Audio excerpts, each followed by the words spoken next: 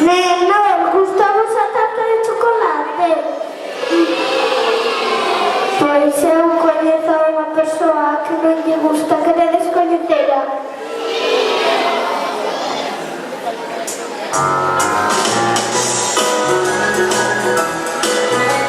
Nenas e nenos, os gusta a tarta de chocolate? Pois eu conozco uno que non lle gusta. Queres conocer? A ver, que voy por él. Hola, no me gusta la tarta de chocolate. ¿Pero por qué no? Porque no me gusta la probada, nada más. ¿Y qué tiene? Mucho azúcar. ¿Y qué más? Mucho chocolate. Pero si el chocolate está tan rico. Pues a mí no me gusta. Bueno, pero te voy a hacer una tarta de chocolate. A ver, Pues aquí tiene la tarta de chocolate. No, no la quiero. Pues hago otra tarta. Prueba un cacho. Tírala a la basura.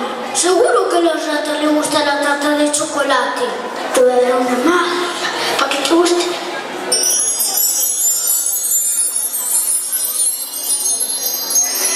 ¿Ahora te gusta? Sí. ¿Por qué? ¿Qué tiene? Mucho azúcar rico y chocolate rico. Pero no me gusta el azúcar y el chocolate. Tiene muchas gominolas. ¡Qué asco! Te caen los dientes. Eso no importa, vas al dentista. Ya, pero duele mucho ir al dentista. ¿Quieres que te haga una magia para que vuelvas a tu sitio? No. Sí. No. Nena, te voy a hacer la magia.